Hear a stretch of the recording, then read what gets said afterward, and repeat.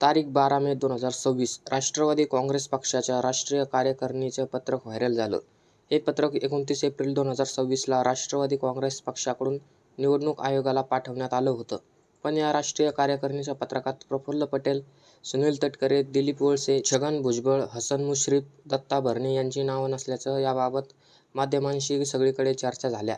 माध्यमांमध्ये आलेल्या बातम्या आणि सगळ्यांमध्ये होणाऱ्या चर्चा पाहता आता मध्यरात्री 1:06 उपमुख्यमंत्री आणि राष्ट्रवादी काँग्रेसच्या राष्ट्रीय अध्यक्ष सुनेत्राताई पवार यांनी ट्विट केलं. प्रसारमाध्यमांमध्ये प्रसारित होत असलेल्या राष्ट्रवादी काँग्रेसच्या पदाधिकाऱ्याच्या यादीत एक लेखणी चूक असून ती लवकरच दुरुस्त केली जाईल, असं स्पष्टीकरण देणारं ते ट्विट होतं. सुनेत्रा पवारांच्या या स्पष्टीकरणानंतर सुनील तटकरेंनी शरद पवारांची भेट घेतली. या भेटीसंदर्भात चर्चा झाल्या असता साहेबांच्या तब्येतीची विचारपूस करण्यात आली होती, असं स्पष्टीकरण तटकरेंनी दिलं. पण तटकरेंचं असं स्पष्टीकरण असलं तरी या भेटीमुळे तटकरे नाराज आहेत का, असा प्रश्न उपस्थित झाला. त्यानंतर पत्रकार परिषदेत तटकरे आणि पटेल 22 आमदार घेऊन भाजपकडून लढतील, असा धक्कादायक दावा राष्ट्रवादी काँग्रेस शरद पवार गटाचे आमदार रोहित पवार यांनी केला. आणि त्यानंतर आज माध्यमांमध्ये बातमी आली की राष्ट्रवादी काँग्रेस पक्षाचे सर्व आर्थिक अधिकार संपूर्णपणे सुनेत्रा पवार, पार्थ पवार आणि जय पवारांकडे असतील. पण अर्थातच सगळ्या घटनाक्रमांमुळे चर्चा झाली ती पुन्हा पटेल आणि तटकरेंना डावलण्याची. म्हणूनच प्रफुल्ल पटेल आणि सुनील तटकरे यांना खरंच डावललं जातंय का? जर असं असेल तर या सगळ्यामागं नेमकं कोण आहे? पटेल तटकरेंशी कोण गेम खेळत आहे? सगळं आपण या व्हिडिओमधून पाहणार आहोत. 10 जून 1999 काँग्रेसमधून फुटून जेव्हा राष्ट्रवादी काँग्रेस पक्षाची स्थापना झाली, तेव्हा शरद पवार यांच्यासोबत पवार कुटुंबाबाहेरील छगन भुजबळ, दिलीप वळसे, आर. बाबा पाटील, प्रफुल्ल पटेल, विजयसिंग मोहिते पाटील, सुनील तटकरे असे ज्येष्ठ नेते होते. यातले 2 महत्त्वाचे नेते राष्ट्रवादी काँग्रेस पक्षाचे विश्वासू मानले गेले. एक प्रफुल्ल पटेल आणि दुसरे म्हणजे सुनील तटकरे.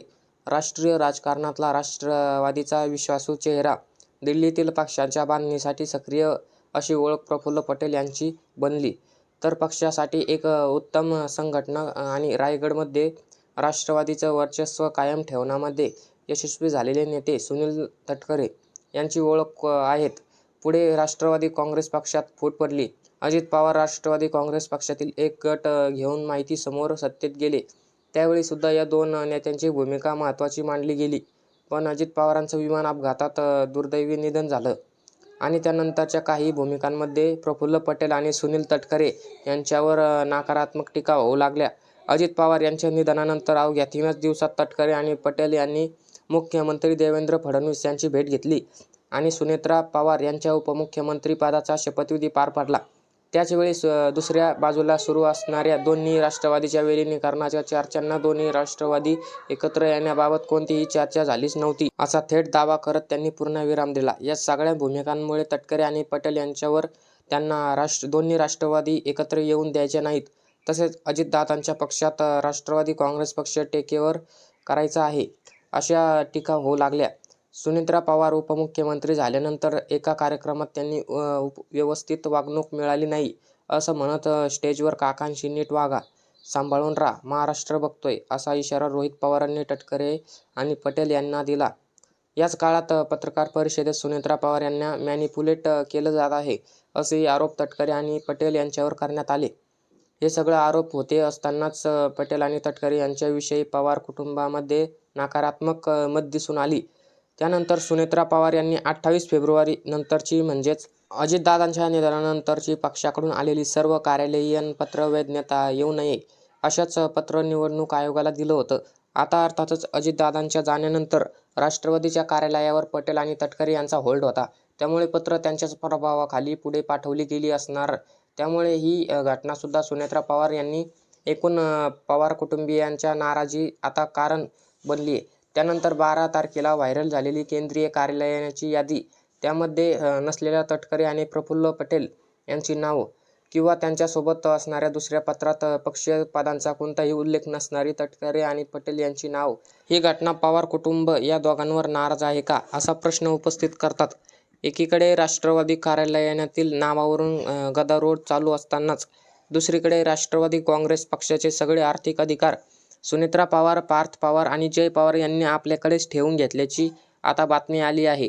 ही जबाबदारी अजित पवार असताना प्रफुल्ल पटेलांसह अजित पवार यांच्याकडे स्वतःकडे होती. या बातमीनंतर पुन्हा एकदा पटेल आणि तटकरे यांच्याबाबत पवार कुटुंबीय कुठेतरी नाराज आहे का? यांच्यावर अविश्वास निर्माण झालाय का? असा प्रश्न उपस्थित होतोय. दुसऱ्या बाजूला नेमकं याच वेळी रोहित पवार यांनी तटकरे आणि पटेल 22 आमदार घेऊन भाजपातून निवडणूक लढवीत असं अचूक विधान केलंय. पण मंडळी, सुनील तटकरे आणि प्रफुल्ल पटेल 22 आमदारांसहित पुढे भाजपातून निवडणूक लढवीत हा रोहित पवारांचा दावा खरा ठरेल का? हा सुद्धा एक प्रश्नच आहे. शिवाय शरद पवार गटाचं दादांच्या राष्ट्रवादीकडे बारीक आणि विशेष लक्ष असल्याचं या सगळ्यातून दिसून येतंय. आता यावरून काही प्रश्न हे नक्कीच उपस्थित होतात. ते म्हणजे संपूर्ण पवार कुटुंब म्हणजेच अगदी शरद पवारांसहित हे सगळे सुनेत्रा पवार, पार्थ पवार, जय पवार यांच्या हातातून पक्ष हायजॅक केला जाऊ नये म्हणून प्रयत्न करत आहेत का? तटकरे आणि प्रफुल्ल पटेल पक्षाच्या महत्त्वाच्या प्रक्रियेत राहिले तर पुढे ते हा प्रश्न टेकओव्हर करतील. ही भीती खरंच कुटुंब म्हणून पवारांना असेल का? की पटेल आणि तटकरेंच्या माध्यमातून देवेंद्र फडणवीस राष्ट्रवादी काँग्रेस पक्षात हस्तक्षेप करू पाहताय?